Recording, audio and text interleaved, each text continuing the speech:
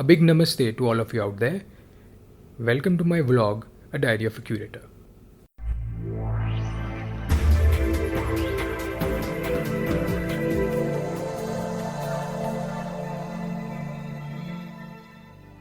Coronavirus, the opportunity for Indian art market. A very close friend of mine kept saying, Chaitya, 2020 is the year. It will not only bring him a girlfriend and luck, but happiness, parties and tons of money in the stock exchange. Waiting for 2020 to come, we all were super excited and wished that what he said to come true. By the time 2020 came, the world saw the worst of Australia firebush and then the major pandemic coronavirus, which definitely did not bring my friend a girlfriend, but brought him the risk of death over happiness, social distancing over parties and stock market crash alike 2008. The deadly pandemic. While I'm recording this podcast, United States of America has reported nearly 26,000 plus deaths, Spain 18,500 plus deaths, Italy 21,000 plus deaths, and India registers 350 plus deaths. The major economies in the world are locked down and ready to face one of the worst economic crises as per many reports. The Chinese virus, or the virus that originated from China, for those who think it is racist to call coronavirus as Chinese virus, should remember if they can proudly label made in China on any product, be it 55 rupees ball or a 75,000 rupees iPhone, they should also accept this label as well. Now this virus has affected the civilization, which will not only damage the global economy, but this pandemic will play a key role in how humanity progresses socially, culturally and politically. Personally, I am excited to look at the changed perspective of the society on caring about the nature and related ecosystem. And of course, the personal hygiene and health. It will be a foremost discipline to follow. One thing is for sure, the thought process of several people and countries is about to change. The myth and arrogance of many are about to be broken. A reality check is on the cards. Finding Indian art. Where does art stand post coronavirus? And especially what happens to the Indian art market? The real problem starts with the big businesses. For the next 2 to 3 quarters, almost all major corporations will face a crisis. The top collectors that buy or invest in Indian art belongs to these big industries. When they bleed, the art industry gets affected. If the chairperson is hit, the board will also face the hit.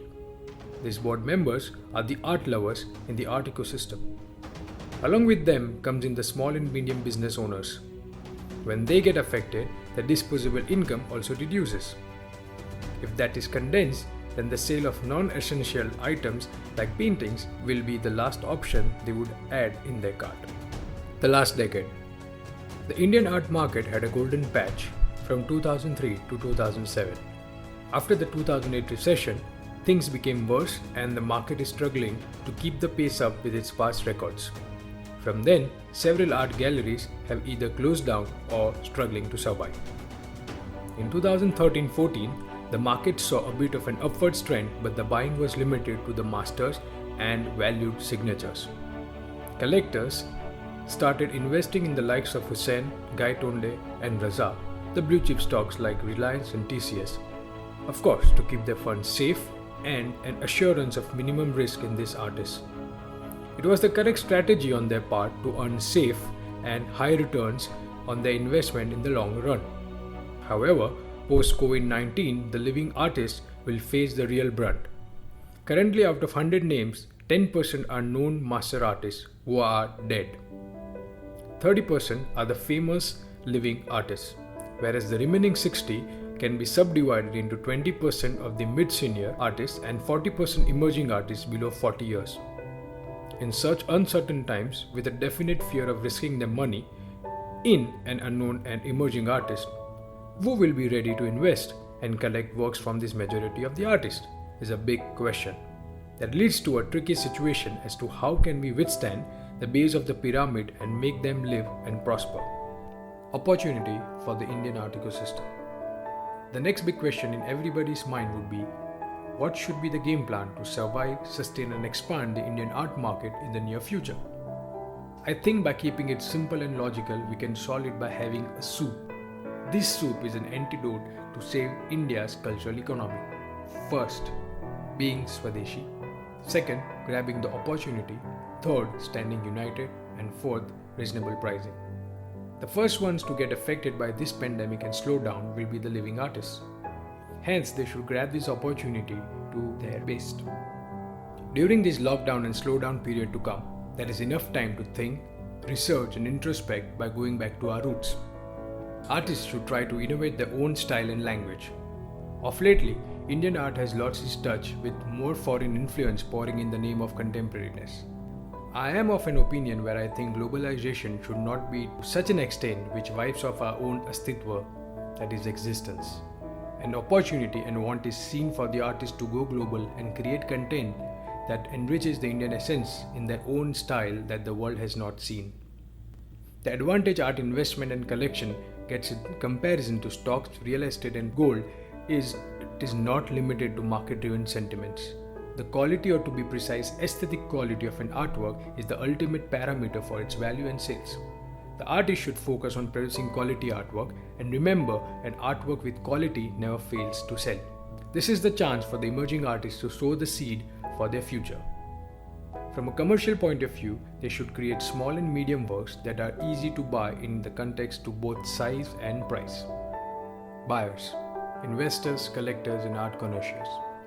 First preference of any buyer should be to invest or collect in a living artist's work. Most freelance artists will now find it difficult to survive. Having said that, chances are they will sell their artwork at a reasonable discount. Here is the chance for the buyers to jump into this opportunity. However, investing and collecting without proper assessment leads to loss.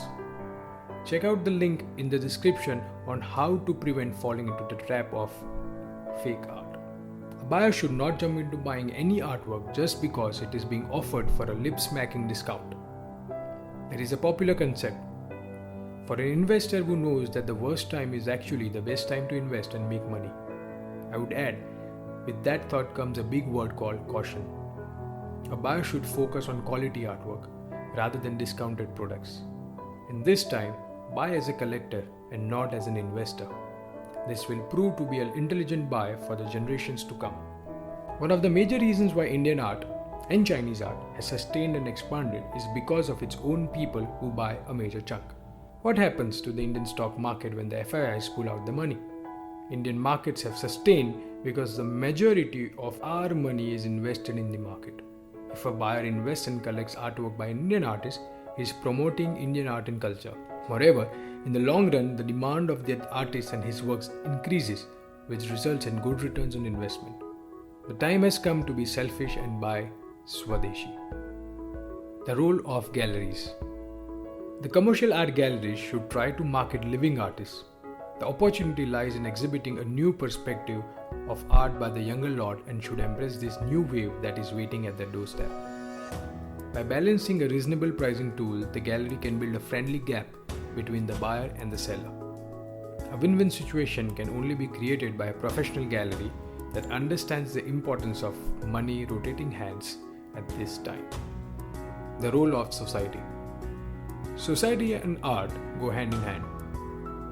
Normally, it is believed that the artist gives to the society. However, in such times, to preserve the gems of our nation should become a priority for us citizens. The society now has to play a key role from here, not limited to buying but encouraging artists by visiting their exhibitions, appreciating their work and showing interest by discussing their art or understanding art from them. This will not only boost their morale in difficult and depressing times like this, but also encourage them to create something extraordinary which will nevertheless benefit the society. It is time to be united and support them. The role of government. In spite of having unlimited talent and rich heritage, we are yet to achieve the stronghold in the global art scene. In order to save the cultural economy of our country, the government has to intervene to protect its creators. We need to protect the genuine artists who work tirelessly to multiply the rich legacy of our art and culture. The government should provide a fixed amount or a certain subsidy to the artists for the next few months on buying art materials like canvas, papers, brush, colors, and tools used for printmaking, including plates and ink, and expensive materials used for creating sculptures.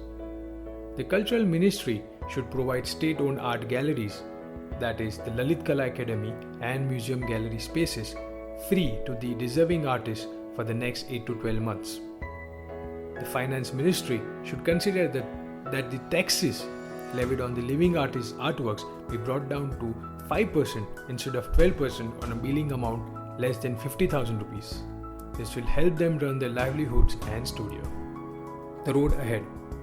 With major economies crumbling, the people will find it difficult to survive. In that situation, the focus would be on survival rather than creation. I see a big opportunity waiting at India's doorstep. For Indian artists, it is a great opportunity to create a movement of its own which the world can adopt. For Indian collectors, a chance to create a bank and compete on the cultural currency with their counterparts globally. The art galleries has the ecosystem that supports it to become the producer whose product the world will consume. This is not the first time the Indian art market has seen such times. The very birth of contemporary art has been from such difficult times.